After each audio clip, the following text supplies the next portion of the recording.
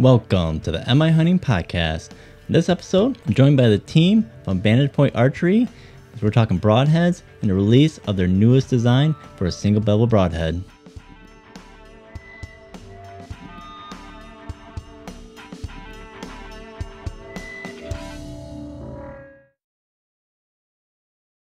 All right, welcome to the MI Hunting Podcast. Thank you for listening as always. Thank you for joining me. So it is the 4th of July weekend, so happy 4th of July to everyone out there. Hope you have a fun and safe holiday as we celebrate our independence as a nation here. So I know it's been a while since I've turned out an episode. It's been a while since I've talked to you. It's been one of those crazy things where kind of the month of June was kind of chaotic between my work. Basically, we were making a lot of transitions with personnel and scheduling. So it's been quite a bit where, essentially once I'm done with work for the day, I come home, it's basically, eat some dinner and it's time for bed. So some of the timing on that has made it difficult for me to be able to sit down and, put out an episode. And then also too, I've been working still very hard on trying to finish up a studio.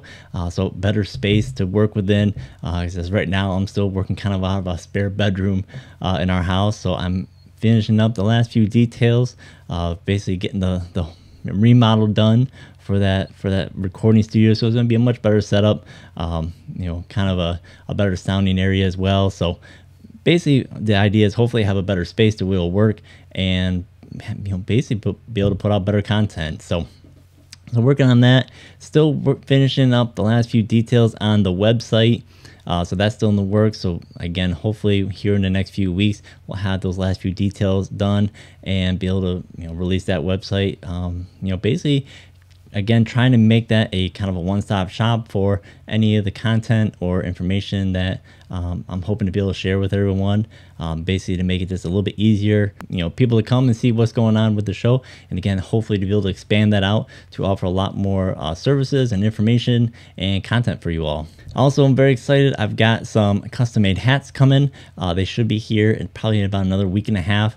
So I'll have those on hand, which those will be for sale as well. So if you're interested in getting any MI hunting hats, it's going to be the start of a potential expansion of some merchandise or logo wear. So I'm very excited about that. As you know, I'm always wearing a hat, especially during these recordings. I've got a big thing with just hats in general, especially one that's going to be holding my own logo. It's going to be very exciting about that. And then still working on some of the details of being able to get some apparel as well. So very excited to be able to get that part of the process completed and also have that available. Again, any support that you have from you, the listener, who's willing to purchase those items will again be put right back into the show and show your support wearing some of the logo wear. And then as an additional update, since really last time I talked, it's been basically kind of food plot getting those trail cameras put out. So with that spring to summer food plot that I did, again, it's been very tough with the lack of rain that we've had. Basically I had to postpone the planning about a week and a half from really what I usually like to. I usually like to have kind of that end date of really the middle of May to June 1st really to get that planted. So I basically want that summer cover crop to be mature enough to be able to use as a good mulch to lay down over the fall seed. And again, it's been very tough with the lack of rain that we had. And then this was the very first time of using Packer Max's roller crimper attachment. So I tried that for the very first time again with the mix. Basically the plants were mature enough where it looked like I was going to get a very good kill on the plants. Everything laid down really nicely. That roller crimper seemed to really do its thing by basically crimping off or pinching the stems of a lot of the plants. I've gone back since then and kind of look at the kill. It worked. It kind of worked. So essentially, a lot of the plants that you expect to have been terminated were. So a lot of the, especially the rye, because of how that stem works and the maturity of the plants at the time, where they're in that dough stage where they're starting to create that seed head that was trying to get ready to seed out, that essentially everything that was, at that stage for the rye, that all got killed and is dead and, laying down and dried up. Some of the clover, so the crimson clover, looks like that most of that got killed off from that roller crimper. Unfortunately, a lot of the hairy vetch, or it looks like majority of the hairy vetch that was in the field, that did get set back a little bit. It did look like it was starting to, yellow a little bit and starting to dry out a little bit. Ultimately, those plants did come back, so it didn't, crimp down that stem enough, or those, the branches or the stemmy parts of it. It didn't kill enough of the plant or damage the plant enough to get a good kill. So a lot of that did come back. And then some of the white clover that was in especially one end of the food plot, that again looked like it got damaged a little bit, but ultimately has come back and is still thriving. So it kind of worked. Again, more of that was probably just my execution and the type of vegetation that was in there. Or maybe I just didn't, use the application properly, or maybe I should have done multiple passes to, make sure that some of those other plant species got a better, got ran over a little bit better to kill it properly. So kind of looking at, as the summer progresses, seeing how that food plot grows in, some of those spots where some of those mature plants have grown in, I may not get a good take of the summer seed. So we'll just have to see, as these weeks progress, on how that looks. At this point, kind of thinking the idea of maybe doing this, rolling over it again for the fall crop, and then using a little bit of herbicide as well, or even considering just doing like a very light or a very shallow, mechanical tillage.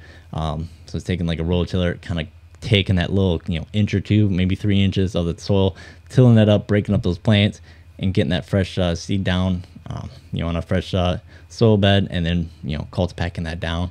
So I've got a couple of different options on how I want to proceed with that. So the spring summer food plot cover crop isn't going to turn out, quite the way I was hoping it would.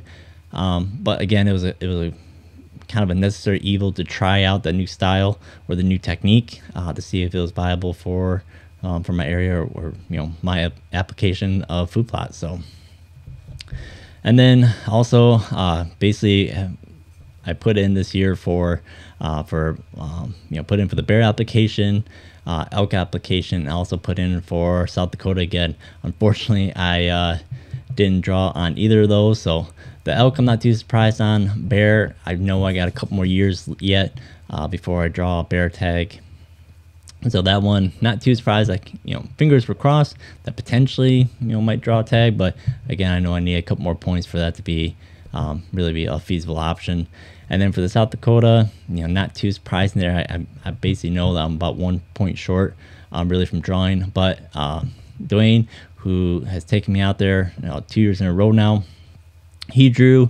So I'm excited for him. Basically the last 2 years he hadn't drawn, and basically, took me out there, or went out there with me to go on the hunt. So I'm excited to be able to kind of switch roles now and have him being essentially in the gunner seat, and me out there to, just be with him or share that hunt with him. So that'll be really fun. Even the fact I'm not going to be the one hunting this year. So, but I mean, that's kind of it for the updates for now. On this episode, again, I'm joined by the team, or some of the team from Vantage Point Archery. Again, these are the guys or the team, I guess I should say, that this is the broadhead company that I use. I've been using for the past couple of years now, and I've been very happy with their products, and I have been in contact with them before. I actually, as you'll hear in the episode, have had a chance to tour their facility and see what their process looks like, and it's very impressive. And they are a machine shop first, so their drive for precision and to put out a good product is up there. And then I've been fortunate enough to as we started the conversation, they announced that they are coming out with a brand new single bevel broadhead that you'll be able to sharpen without needing any special jig or any special tools. Really, it's basically got some additional angles on it that's going to make it basically all you need is your sharpening stone or whatever you use to sharpen your broadheads. That's all you need. It's going to simplify everything, make things much easier. And I guess I would say they're not going to be as intimidating to deal with a single bevel, where you got to have those angles right, and you're dealing with, again, very hard steel that's takes a lot to to take some of that metal off. And if you don't have it quite lined up in some of those jigs, you could ruin your edge, have the angle wrong, where you're just going to be fighting the metal the whole time. With this new system, it sounds like it's going to eliminate all that, make things much easier. So someone that's likes the idea of the single bevel, but not necessarily interested in the complexity of it, this could be a good option for them. So I'm very excited to be able to be part of the release or the promotion of that broadhead. And certainly I'm looking forward to get my hands on them and test them out, trying them out, and really kind of getting accustomed to them. So typically I always kind of like to go off the deep end and go in the really complex parts of arrow tuning and the broadheads and arrow weights and stuff like that, and I like to bring it back and kind of simplify things. So this is looking like a simplified version of that single bevel broadhead. So very excited about that, which they'll tell you more about it, and then there'll be certainly more to come as they do a more formal announcement, and more people are getting their hands on it and able to do some reviews on it, which I'm very happy to be part of, to be able to do that as well. So enough of me just going on. Let's get into the conversation with the team from BPA. Let's go ahead and do a quick introduction of everyone and who you are and what you do at the company. Okay, I can go first. My name's Alex Christensen, and I handle all the marketing here at BPA. My name's Ryan Corkwell, and I handle all the sales and get to shoot stuff. And I'm Jeff Stringer. Me and Ryan and another guy own the place, and just we're passionate about archery, so we call it work, but it's kind of fun. So we do a little bit of everything. Yeah. So ultimately, you guys were a machine shop first, and ventured into making broadheads. How did that all really start? Yeah, so we started out, like you said, as a machine shop. We've been around for about 30 years now. And one of our head engineers, Jeff Miller, is one of our head machinists. And he was really passionate about bow hunting and just found a need for a better broadhead in the market. So he started out making the head and just giving it out to his friends. And then really from there, after like the word of mouth got around, we've just been growing like crazy, especially over the past couple of years. Yeah. So, when did you guys start making or start manufacturing the broadheads then? How long ago? 2009, I think. 2009. Yep. Okay. So you guys have been 2009 with just that 3-blade, 3-to-1, just that whole from 200 grains up. Really, it wasn't. We didn't even have the small stuff yet. Yeah. 150 really. Yeah, because that's something that you guys have been expanding more, is doing more of the lighter side and getting down to those lighter weights for those shooters, I guess, that don't want the heavy broadheads or those heavier weights. I think when you start looking, except for mechanicals, we have the biggest selection of broadheads out there as far as weights. Making sure that we make the design, every design and every weight, which is no easy feat. Everybody thinks, oh, you're just making broadheads. Try to hold all this geometry and hit, within 5 grains of each other. It's not as easy as people think. That's why we're probably one of the only ones manufacturing. Yeah. Yeah. That was certainly, like you said, you've got, like you said, all the way from 100 grain all the way up to 300 grain. And I've scoured the internet and haven't found another company that has that big of an array of weights that you can choose from, especially in regards to the different styles of, like you said, 3-blade, 2-blade, and single bevel that you guys started doing now too. So, again, the fact that you guys are able to, produce that many different variations all in one location is pretty amazing. It's a feat. For us, and I know that we've talked about this before, Ty, when you take a broadhead, it starts out at, no matter if it's 100 grains, or if it's 300 grains, you're starting out with 7,000 grains, which is 1 pound. So not only are we trying to be efficient in what we do, but we're trying to recycle and make sure that we're getting that back into the market. It's one of those hard feats to really do. Yeah. So I guess, I mean, you guys are doing more than just the broadheads too. So, I mean, what are the other products that you guys are machining, especially on for like the archery side? So we have a new release that will come out hopefully here in the next couple months. We're going to come up with a release that nobody else has in the market. I think it'll be very unique. We're just trying to dial it in. We have the new, I'm not even sure what we're calling it. We haven't decided what we're The calling new it. VPA Broadhead launching next month, so we're excited about that. And the unique thing about it is patented. You can actually sharpen it on a flat stone. You don't need a jig for this single bevel. It is revolutionary, and we're excited to see what it does in the market. So, you know, we'll send you some samples so you can shoot them and have firsthand knowledge, not what we're telling you. You shoot them and see what you think, and then go out there and tell people about them. We think it's going to change the way people look at single bevels. Yeah, especially too. I mean, yeah, single bevel is certainly on the rage, for good reason, but they are especially if you're dealing with a better grade or a harder steel. They are an absolute pain to sharpen and make sure that you've got that edge just right or that angle right, or otherwise, you're going to be, spending a lot of time, trying to cut steel out. And if you don't have that angle right, it's, they do make those jigs and whatnot, but it's a task. They're a pain. I'll be the first one to say that. Like, we've even used the KME one that we help manufacture and sell, and it's just like getting it set just right. And I was showing Alex, another guy in the shop yesterday, like, no, you need to go a little bit more. We get out our marker, and it's like, man, I'm selling something, and it's hard for me to explain this thing. So this lay flat head, and then I was working with this head. We had some in the shop yesterday, and I could get them. I'm missing hair on my arm, and that was after a good 5 minutes of just messing with it and sharpening it. Oh, really? When I'm out hunting, I use a 3-blade right now. When I'm out hunting, I have a stone with me, so I'm in the stand. That's what keeps me focused, right, as I'm sharpening. So this will be the only single bevel you can actually do in the stand. Yeah. Without a jig and having your whole table set up there. So it'll be neat. Yeah.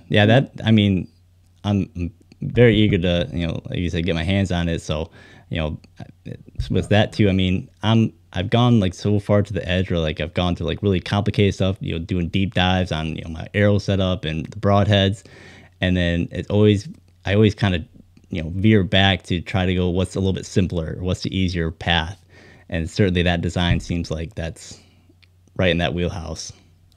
Yep, definitely. Yep, and we want to be able to have a broadhead for every hunter. That's why we've started out and have 100 to 300 grain, 2-blade, 3-blade, single bevel, and now this head just makes it more accessible for a wider variety of customers who don't want to spend a lot of time sharpening their heads, or maybe they don't have the time to do that. So we're excited about it. Yeah. Yep. So, and besides the broadheads you guys have, you guys you do field points as well. So basically the whole gamut of, weights. So if you want FMJs, dumpers, turkey spurs. We're working on a new arrow spinner that I think I'm really excited about. We kind of trick out, that you've been here. We kind of trick out and run out and how straight can we get stuff. Well, we're seeing issues with arrow spinners. It's well, that's not true, and that's not true. How can we push the industry more to be true in what they're actually selling and making? Yeah. We're going to dig into making one unit. Can be a bolt press, can be the string tensioner, can be I don't know what all the different components are, but we're going to design one that's made out of a system that you buy one unit and you can quickly change it over. It can be all 3 or 4 vices that they use for bows. So that'll come out hopefully the end of this year. And then we talked about in the last year, probably the last 2 years, we put in over $6 million in advanced equipment for broadheads alone. And then we're going to go out and we've got a way to sharpen them that we're going to bring that I think will be revolutionary too. That it's not going to be hand tuned. It's going to be repetitive, and it's surgically sharp for a one-piece broadhead, which I think nobody in the industry does right now. They can't because it's injection molded. It's too soft. Sorry, I'll get on we'll get on that softest thing and the hardness and yeah. Sorry, I interrupted there. No. And then we're also getting out. Alex will be announcing that we'll have for an extra fee, we'll come out with some match grade broadheads. You can buy them in sets that are super tight tolerances, already pre-sharpened. That just each broadhead will be exactly the same number, not within a tolerance. I mean, they'll be stacked very closely. So kind of get into a bullet system where you can buy bullets that are match grade. We'll have broadheads that are match grade for those guys that really want to dial things in. Yeah, yeah, that's definitely going on to the deep end of trying to get precision. So, yeah, absolutely. Yeah, which is, I mean, that's the fun part, especially with archery. I mean, you can make it as simple as you want, or if you want to get it down into the weeds and, you know, really fine tune and, you know, almost go with the professional level of making sure everything's lined up perfectly and everything's, you know, tuned exactly, you know, the best you can get it. You can always play around with that, and like you said, with the broadheads, you know, that's the tip of the spear when it comes to hunting. So, yeah. Ryan will tell you in a bit about our warranty that, you know, if you bend one or do something to it while you're trying to kill a deer or an animal, we'll send you a new broadhead back. But our idea in the industry is to listen to the customers and make sure that we're using their ideas. So being a full machine shop, when you ask what's new and what should go to the market, we really want to hear from your listeners, you know, from people like that of, hey, could you make whatever that is? And if there's a market for it and it makes sense and it moves the industry forward, I think we're all sky's the limit on that. Yeah. Yeah. So I did kind of jump the gun a little bit. You know, you had mentioned that you guys were, you know, coming or designing a release. Now, is that going to be, you know, more so like a trigger release or like a wrist strap style, or is it going to be more of the thumb style? It's going to look like a thumb style grip. But it's going to be, I'm not going to give you the whole secret. Sure, yeah. But it's going to be more towards a traditional release, how you would release if you were just shooting the string. Gotcha. It's going to be something similar to that. Okay. All right. Because I'm definitely, I did the whole, you know, thumb release back tension style. It's great I thought it was great for, you know, target shooting, but in the hunting scenario, I didn't like it. So I went right back to the thumb release or the trigger release. And so I was just, after you said that, I started thinking about it more. I'm like, I kind of got my curiosity going as to what type of style you're thinking. It's going to be interesting because we have Joel Turner coming out on the 8th and the 9th, and we're gonna show it to him and some other people and just say, hey, what do you think? Because his whole training is about recoil and trigger jump, and we think this takes that out and it gets you back to the traditional piece. So. Gotcha. Wait and see. We've got to keep some of that stuff suspenseful, right? So people are always wondering, what are these guys doing next? Yeah, and that's why I'm not going to ask any more questions about it. I was just kind of curious as to the general style of what you guys were planning. So we'll shoot some out to you when we get them going, so that influencers like you can shoot them and give us some feedback before we hit the market. Yeah, no, I'm on board with that. I mean, I love tinkering and testing the different stuff. I mean, right now I've got 3 different styles, you guys' broadheads, that I've set up with 3 different fletching configurations for each one. So, you know, I love playing around with that type of stuff and, you know, kind of figuring out what works and whatnot. So, Alex will be a set of 3 of this new style, hopefully 2 weeks from now. Yeah, hopefully you'll get them around the 4th of July here soon. Yeah. Awesome. I'll be excited. Yeah, it's definitely, I'm eager to, you know, try putting it on the sharpening stone and seeing how much better that is, or how much more I like that compared to, you know, trying to use the jig. Because I know, Alex, I ran into you during the Total Archery Challenge, and I was asking about the jig and, you know, needing to get one. So this will be nice.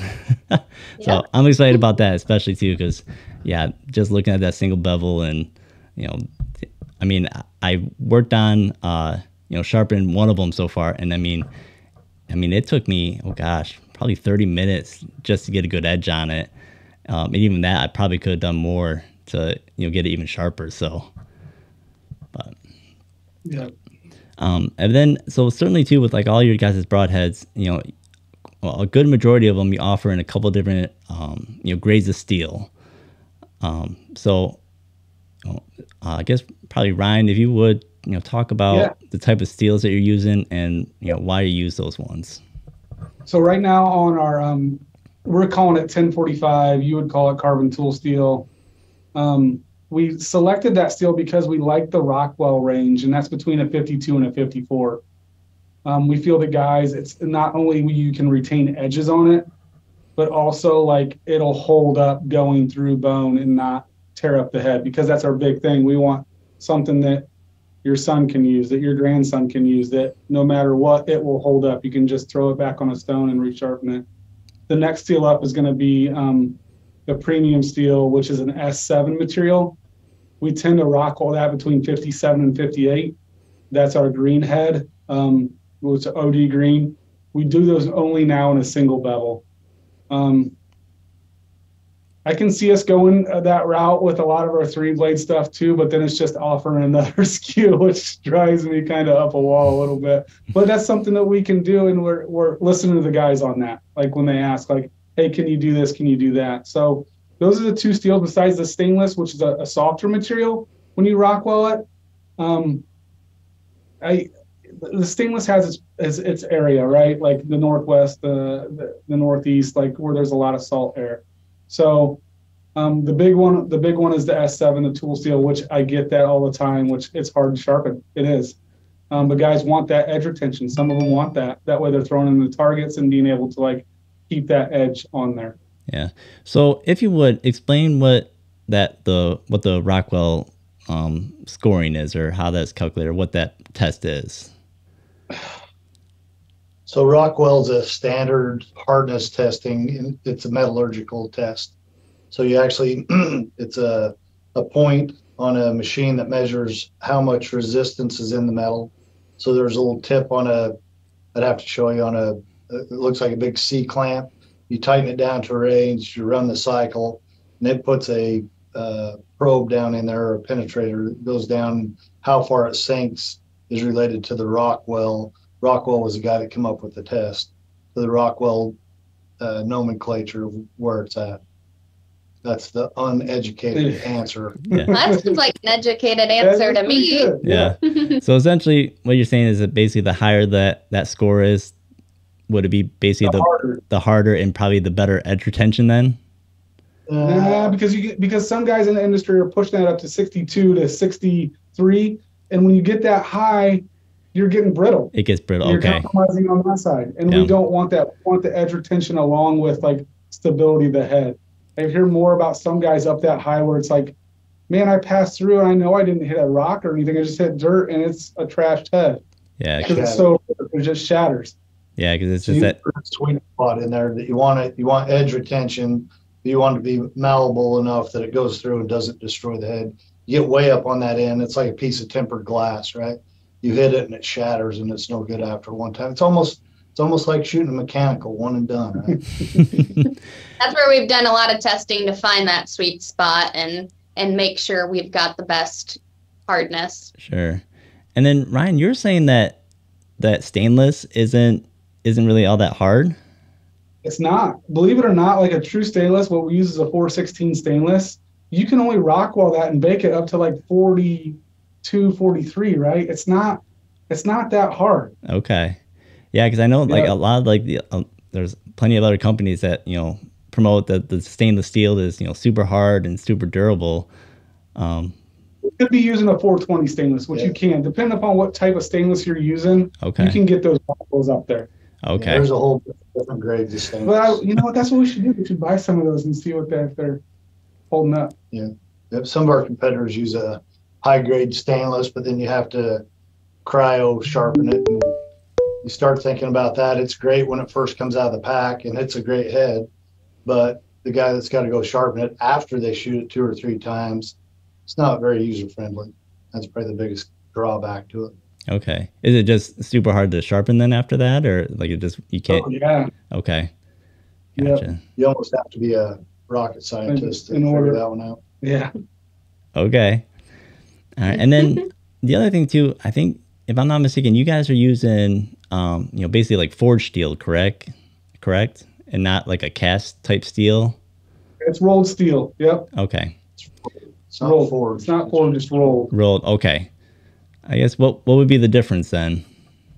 Don't know. Just know that we don't like forged. Forged has, I'm not an expert, but there's a little more porosity in a forged than cold rolled steel. Ours is cold rolled steel. Okay. And then I think what the cast is basically liquid steel, and then they mold it basically into the general shape. So, and if like very porous. Yeah, that's the thing I've always heard is like they always talk about how strong it is, but then like if you cut it open, there's a bunch of little holes in the middle. Yeah.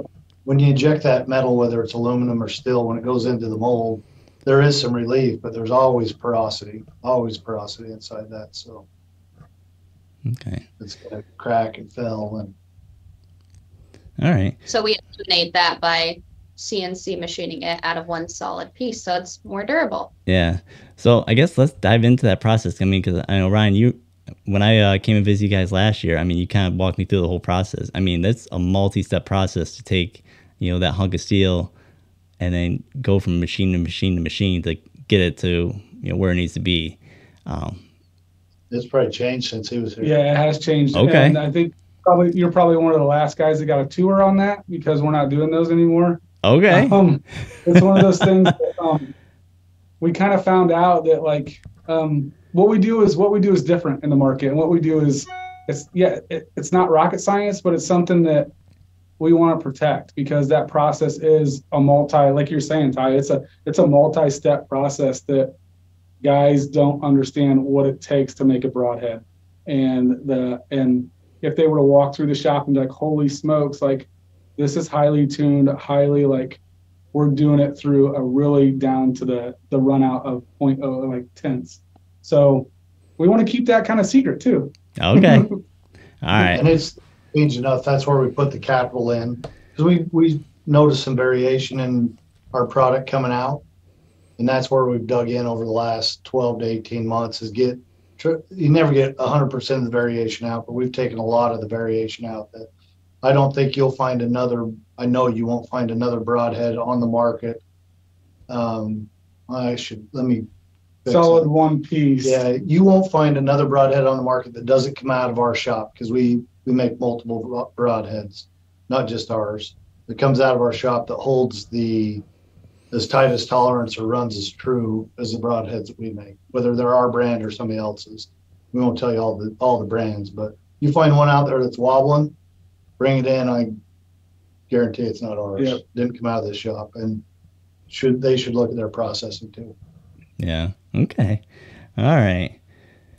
Well, I was gonna say I was hoping to do a deep dive on the process, but I guess you guys are keeping that secret now. So we can tell you, but you can't air it in your podcast. right.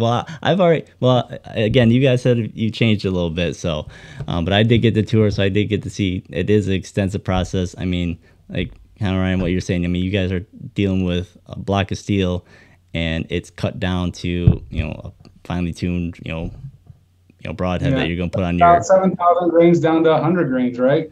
And guys just don't understand that when they think 1 pound of steel is making 100 grains. Yeah. And keeping tolerances throughout the whole process. Right. Yeah, I know. Like I said, when you showed me that process, I mean, I was shocked of just how much in depth it was. But I mean, I guess it makes sense with with something like that with the broadhead. I mean, you guys are already talking about the tolerance that you need to have on on the front of that arrow. It needs to be precise, otherwise you're going to get terrible arrow flight. It's not going to perform like it should. So yeah. And I wouldn't even say the industry drives it to be that tight, because we experiment with all sorts of broadheads. It's us. It's our group that wants to drive it. We want to be the blue collar person's broadhead. So even though we have some waste in the way we produce it, and it takes a lot of time to get one right where it needs to be, we still want to be in that price range where everybody can afford our stuff. So we're very cognizant of that. But we want to make it better. That's why we're in the industries. We don't want to just be the same as the guy down the street. We want to push and come up with some new stuff. And I think that's what you're going to see out of VPA is we're going to go from not just being a broadhead company, but we're going to go and do more things on the archery side, more stuff on the outdoor, more on the ammunition and armory side, and just start bringing those levels up. We're not ever going to be the ones that sell the biggest number of anything, but if you want good quality, affordable, U.S. made products, Vantage Point is where you go.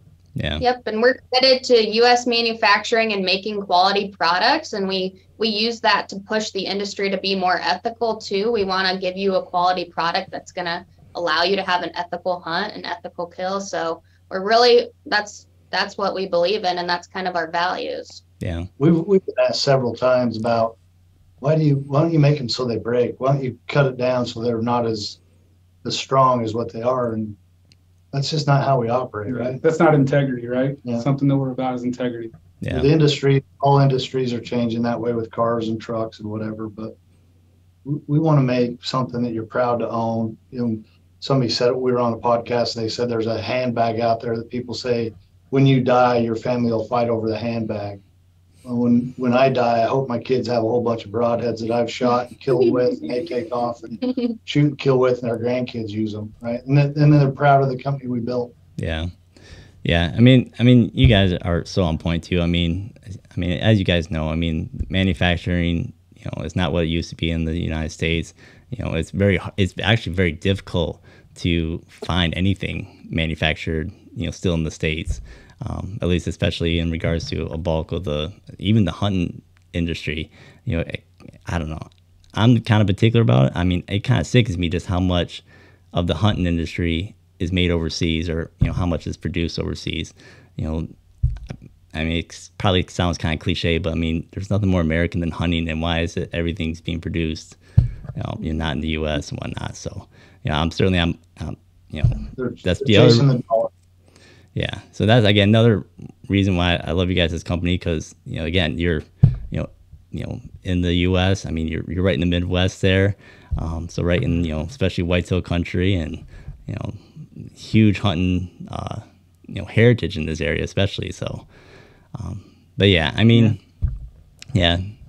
get that too, and it's really nice too. Like, it's actually very nice to be able to like shoot a deer with a broadhead, and then be able to pull that broadhead out of the dirt and see that it's still perfectly fine, and you can just put it back in your quiver, clean up your arrow, and maybe put a little bit of an edge on, clean the edge up, and go hunting with it again.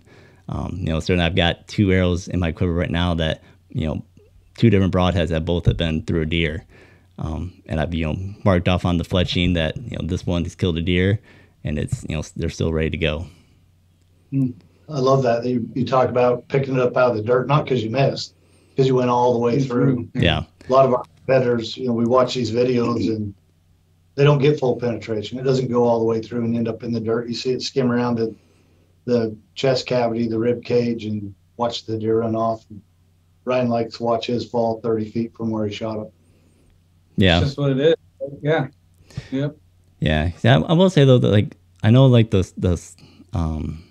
1/8, I did run into her a couple of times where I end up hitting high on a couple deer, and I did have a harder time, getting a blood trail, because of course the blood's pooling up in the chest cavity before it started pooling out. And a little bit of me was like, maybe I need to go with a bigger cut or a bigger broadhead.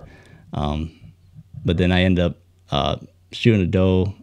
Basically, it was a front-on shot. Went right through the heart, and the arrow actually was halfway sticking out of the backside of the deer. It cut that far through. Basically, once I made the shot, I lost sight of my nock. The deer turned, and I saw the arrow sticking out, and knew that the deer was done. That's amazing. That's cool. Shot placement's everything, but where you hit it high, I don't know where you hit it, but if you hit it at the top of the shoulder, there's some broadheads that wouldn't even made it through the shoulder, and it would have been a wounded deer and ran off. With ours, we know. I got in the back of my truck right now, I've got 6 cow shoulders and like 16 pig shoulders. That's how we test it. We're not shooting for the saw part. That's where you want to hit them, is through the rib cage. But we want to make sure that if you hit them front or you hit them high, you're still going to find that deer. Yeah. Right. Yeah, and then ultimately that's what it was. Those deer, both those deer that even I hit high, they were still within 100 yards of the shot. So certainly still did this thing, but yeah, I've ran into that too. With playing all the different broadheads, different manufacturers, especially ones that especially the ones that were made out of aluminum, like aluminum ferrules and whatnot. I got rid of those real quick after shouldering one deer, and basically the broadhead broke off right at the insert, and it's like, well, that's garbage. So yeah, something with the design that we have with our single bevel being that, whether it's the new design, we've talked about this before, like when it penetrates through, it's going to corkscrew through and cause that much more damage instead of just going in, right? We don't want that. We want it to corkscrew and cause the maximum amount of damage as it passes through the animal. Yeah. Yeah. And it's certainly too, I mean, I know you guys focus on quite a bit with, the shape of those broadheads, especially with quite a bit with the cutting angle, and that, again, anyone that dives in, especially those heavier broadheads, knows about the Ashby report and, that cut angle, basically limiting the amount of, kinetic energy you're needing to penetrate because of that shape. Yeah. So, because I know I even played around with some of your guys' heads and, doing like my own little like penetration test on just even cutting through like cardboard or something like that. And, I grabbed one of the old mechanicals I had, in my box, and it was amazing just how much more force it took to try to punch through, a piece of cardboard in comparison to, again, especially that single bevel, because of that finer edge. I mean, once that starts cutting, it cuts through it super easy, especially if you're using like a shorter, or not a shorter, but a lighter poundage bow, that's going to really help with your penetration, especially. Definitely. What do we guarantee? I don't know what we guarantee. We guarantee a lot. We guarantee ours is open on impact. Oh, yeah. We're fully deployed. That's one thing that you guarantee. Besides the warranty on the heads. Yeah, you're so right. Yeah. All right. Well, I guess, I mean, is there anything else that that I might have missed or that you guys want to touch on that, especially you guys already kind of covered, what you've kind of got coming down the pipeline, and but is there anything else that I might have missed that you guys want to highlight on? I think going back to our conversation about companies in the hunting industry not making their products here in the USA, if any companies are listening, or tell people or the companies that you like, bring your manufacturing back to the USA.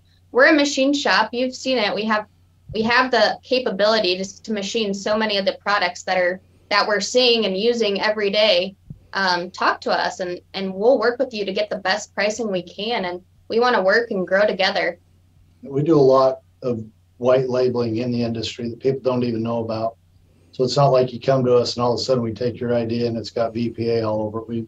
That's not us. We want to be good at what we do, but we also understand that we're not the only ones in the industry. There's some great other products out there that some of them we make, some of them we don't. But we're proud of the U.S. made piece of it. And I think as a hunter, you said, a lot of it's coming out of China. It's about the consumer. If the consumer said, I'm not buying anything unless it's got USA made on it, we're the ones that change it. It's not the manufacturers that change it. Yeah. Yeah. No, I know. And sometimes it's tough. I mean, you start looking at the price point of, some products that are American made, and you're just like, man, that's, depending on what you're getting, I mean, there's a couple $100 difference compared to, what's made in the US and, what you can get for, something off of like Amazon or something like that. But, yeah, I mean, you're totally right. It's up to the individual to make that conscious decision that they're gonna, invest into, American made stuff and stuff like that. So, yeah, you're on point with that. Ours, this broadhead's was designed by actually a rocket scientist, believe it or not, and Jeff Miller helped him out. Jeff Miller did most of ours, but you got somebody that's got 40 years in the industry making those broadheads. Where you go to China and you got a 10-year-old in a sweatshop making your broadhead. So it's pretty ethical for me to say, I'll pay Jeff Miller a decent wage to do that instead of having some 10-year-old kid, deprived child, cranking out something in a sweatshop. So. Yeah. Yep, and we have 40, I think, families we support out here. We're growing every day. We're hiring new positions and really growing our team. So that's what's important to us. All right. Anything else you guys got? I got nothing. No, Thanks for having us on. Yeah, we appreciate it. Yeah, stay tuned for the new launch of our new VPA broadhead next month. More details to come. We'll send some your way, and you can post about it on your channel and all your social and get the word out. But if you like a single bevel broadhead and you don't like to sharpen it, or you want something that's a little more practical for getting out in the woods quicker, this is the head for you. And we appreciate you jumping on and just talking to us, because it's people like you and your listeners that we want. We're not out looking for influencers that we have to pay $200,000-$300,000 to that shoot our head because we pay them to. We're really looking for the people that love to hunt, love the product, love the value, and we'll listen to. If there's something you want us to make, something you want us to change that makes sense, we're all ears. So yeah, appreciate you. Yep.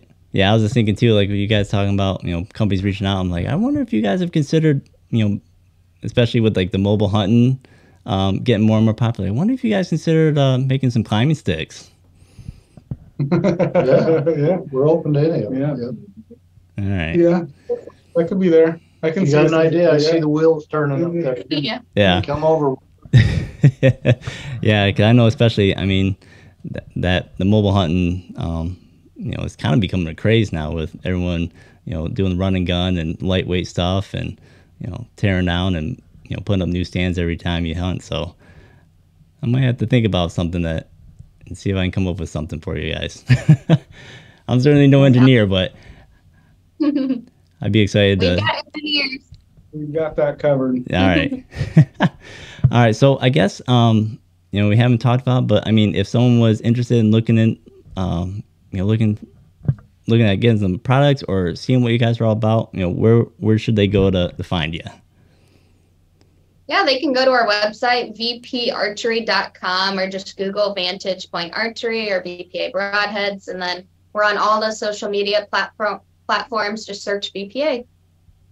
All right. And then certainly too, I'll certainly add like the website link and whatnot into the show description. So it'll be a quick, easy way for people to, to find you guys. Awesome. Thank you. Yeah. And then maybe we'll follow up after you see these heads. You'll follow up, see what you really think. Yeah, certainly. I mean, I'm actually I'm impatiently waiting on my new bow to come in. So I just ordered it up a couple weeks ago. The bow's in, the quiver's in. I'm still waiting on the release. So. Okay. Gotcha. But yeah, so I'll be certainly working on some tuning of getting everything ready for that new bow and certainly playing around What with grain weight are you running up front this year, Ty? What's that?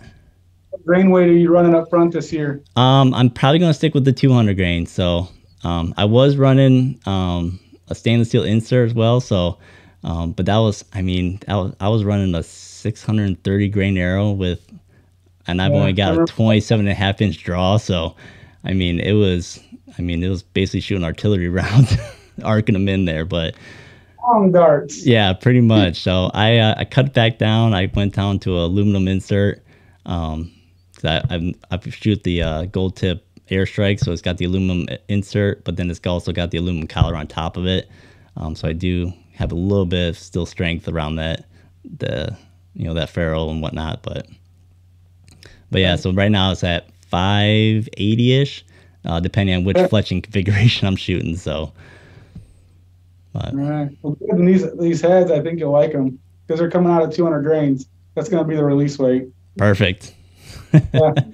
I'll send you all the technical details of the head too, so you're kind of informed on why we designed it the way we did and what benefits that offers. Perfect. I like it.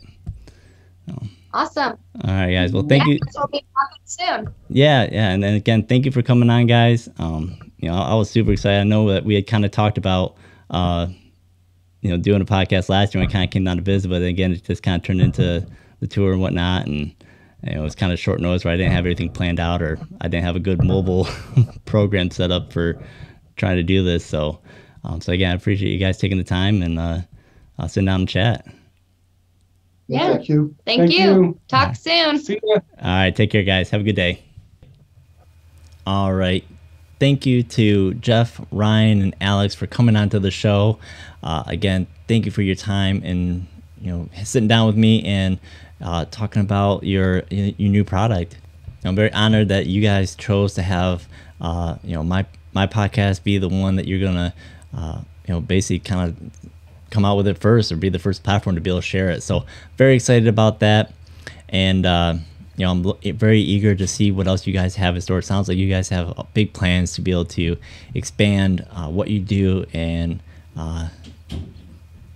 again, very eager to see what you have in store for the hunting industry, especially. So one thing I did want to touch on too, that we kind of talked about, from the episode, is the type of steel that's being used. And so I was even more curious about the different types of steel, whether it's forged or rolled or cast steel. And kind of what I found out is that forged steel for larger projects or pieces of a final product or whatnot. The rolled steel, which kind of comes down into two different categories. You've got hot roll and cold roll, and cold roll is what they use over at Vantage Point Archery. So basically the difference between those are, instead of hammered out steel like forges, rolled is what it sounds like. It's basically rolled through rollers, and that's what hammers it in essentially, just by going through those rollers. And that's basically used more for dealing with more precision type tools or smaller products. And ultimately, hot roll is what it sounds like. It's hot metal that's ran through and pressed in that regard. It's basically got a rougher surface on it, and then cold rolled is done essentially is run through like hot steel is, and then it runs through again at room temperature, or when the steel is cooled down essentially. That makes the product that is a little bit harder, and it also has a more smooth surface. So the hot roll would have kind of like a flaky or more rough surface, and the cold roll is going to be a little bit more refined, and again a little bit harder steel to begin with. So just a couple of nuanced details about the type of steel. So they do go through, and they're using high quality steel, or at least in regards to how of its production as well. So just a little bit of food for thought. Again, me just being curious, I dove into that topic just a little bit more to really get the idea of why they use the product that they're using. So again, it's basically a harder steel that's again used more for more precision or smaller parts really. So again, you're looking at broadhead as a smaller piece of metal, so it's fitting for the application.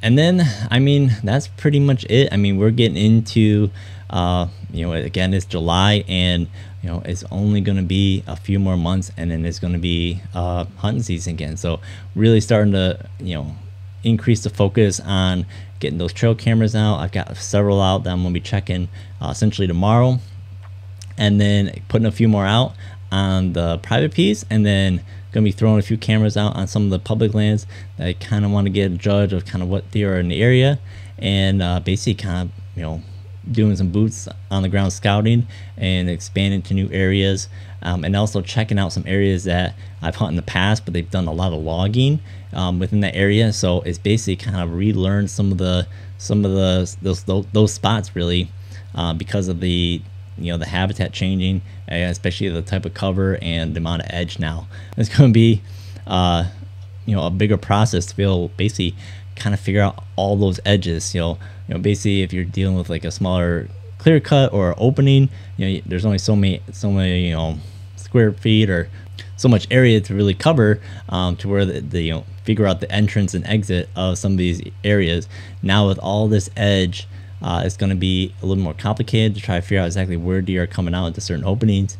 The one good thing is now, again, with more open area, you're also dealing with less cover. So when trying to find out where those deer are bedding or getting into that thicker cover, you basically have a little bit less area to try to cover in that regard. So it kind of just depends on what you're really looking at. If it's an open area that seems like it's a good food source, then that might be a little more difficult to try to pin down exactly where they're coming in at or where they're hanging out in that area. One good thing again is if you're looking at the cover in an area that's been logged, there's less areas of cover, so there's going to be more concentrated potentially, so making that search potentially easier to kind of pinpoint where the deer are holding up at. So getting out there, really getting the scouting going, and then basically kind of getting prepared for we've only got a few weeks left really. It's going to be here before we know it, in regards to the deer hunt, and then during the summer where trying to get out on the lake. Fortunately my boat motor is down for the count. I do have a new part that I just got in, so I do have to work on the boat motor a little bit. Hopefully be able to get back out on the lake, and again to be able to motor around a little bit easier on the lake with that boat motor up and running again. So the plan is to get out on the lake and do some more fishing. Again, my main focus is pike. That's kind of what I'm hung up on these days. But of course, the rest of the family will be doing probably bluegill and bass and perch and that type of thing. So we'll definitely have some some opportunity for some fish fries here in the near future. So very excited about that. It's been a little bit of a while since we've had one. So, but I do think that's it on this one. Again, thank you as always for listening, and I appreciate all your time and support. And as always, get out there, be safe, and have fun.